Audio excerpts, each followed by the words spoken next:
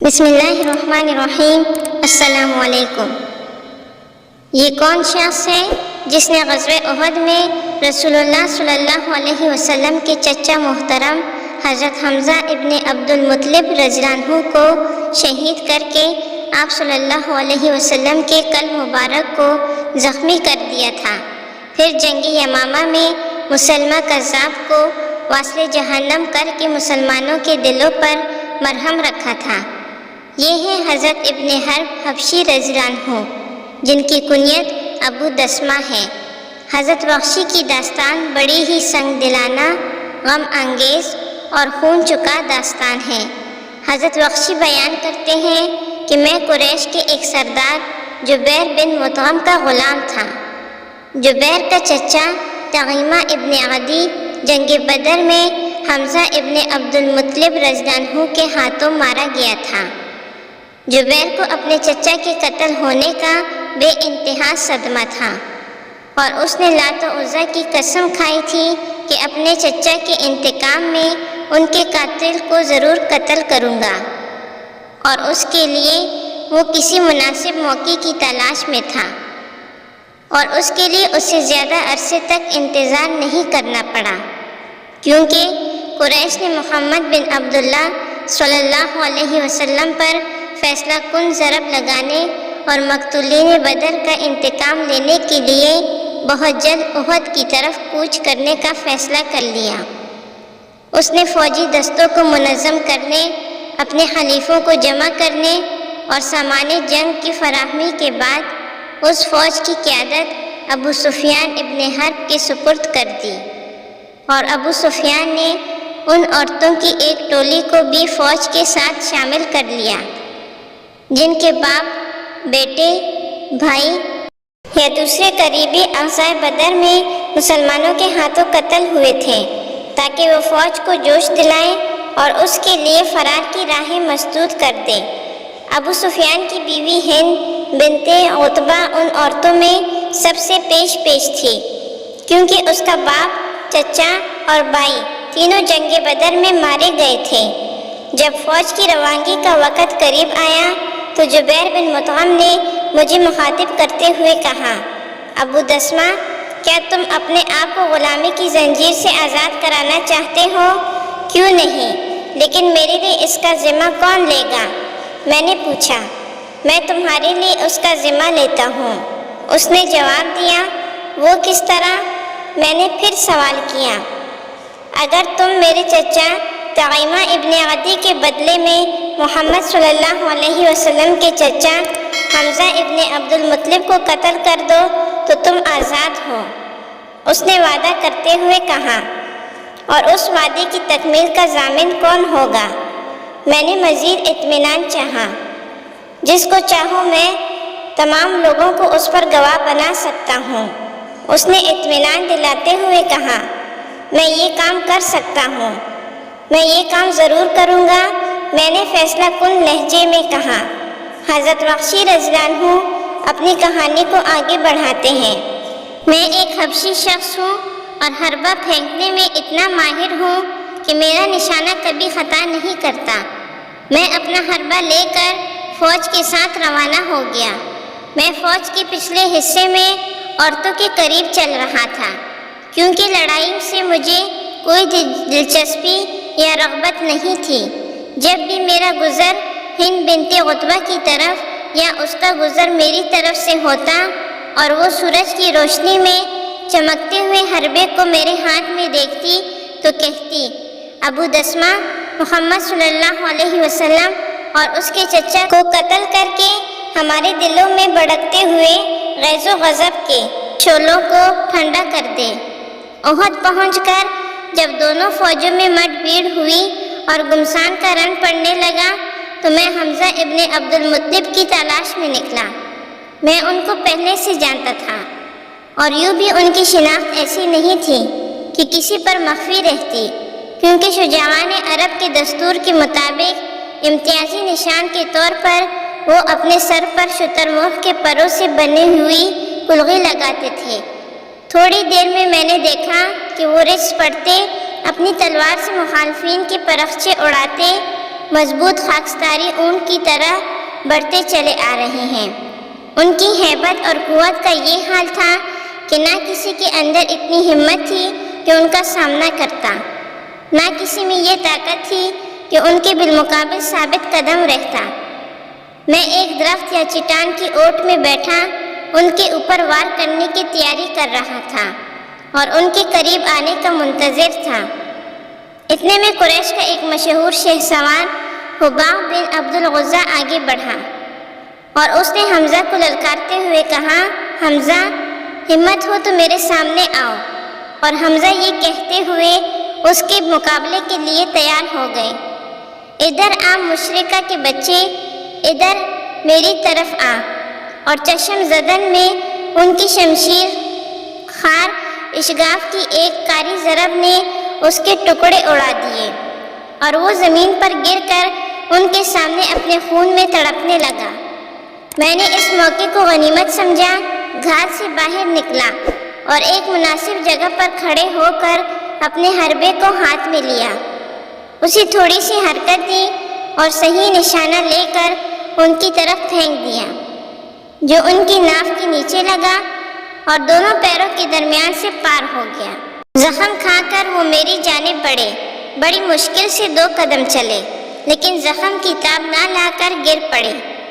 حربہ ابھی ان کے جسم میں تھا، میں نے ان کو یوں ہی چھوڑ دیا، یہاں تک کہ جب مجھ کو ان کی موت کا یقین ہو گیا تو ان کے قریب گیا اور حربے کو ان کے جسم سے نکال کر واپس جا کر خیمے میں بیٹھ گیا، کیونکہ میں اپنی آزادی کی قیمت چکانے کے لیے حمزہ کو قتل کر چکا تھا۔ اس کے علاوہ اور کسی چیز سے مجھے کوئی سروکار نہیں تھا۔ پھر جب مورکہ کارزار پوری طرح گرم ہو گیا اور طرفین کی طرف سے حملوں میں کافی تیزی آ گئی تو تھوڑی دیر بعد جنگ کا پانسا پلٹ گیا۔ مسلمانوں کی کشتی جنگ کی گرداب میں پھنس گئی اور ان کے بہت سے آدمی مارے گئے۔ اس وقت ہند بنت عتبہ اور اس کے ساتھ کی دوسری قریشی عورتوں نے مسلمان مقتولین کی لاشوں پر پہنچ کر ان کا مسئلہ کرنا شروع کر دیا۔ انہوں نے ان کے پیٹ چاک کر ڈالے، آنکھیں نکال لی اور ناک کان کاٹ لیے، پھر ان کاٹے ہوئے اعضاء کو دھاگوں میں پرو کر ان سے ہار اور بالیاں بنائیں اور انہیں اپنے گلوں اور کانوں کی زینت بنا لیا اور اپنے سونے کے زیورات نکال کر یہ کہتے ہوئے میرے حوالے کر دیے کہ ابو دسمہ اب یہ تمہارے ہیں، ان کو حفاظت سے رکھنا، یہ نہایت قیمتی ہیں۔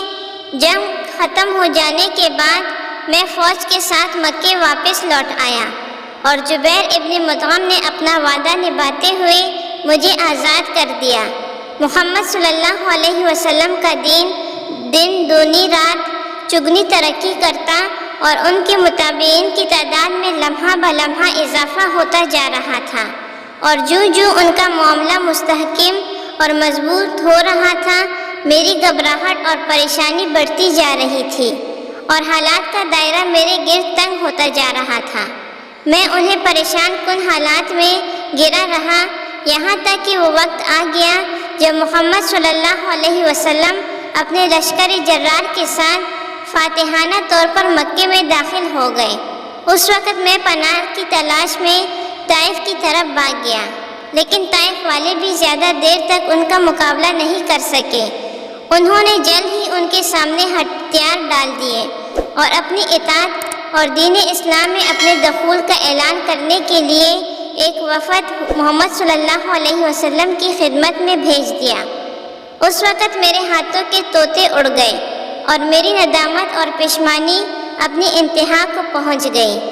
اب زمین ساری وسعتوں کے باوجود میرے لیے تنگ ہو چکی تھی اور نجات کے تمام راستے میرے سامنے مسدود ہو کر رہ گئے تھے۔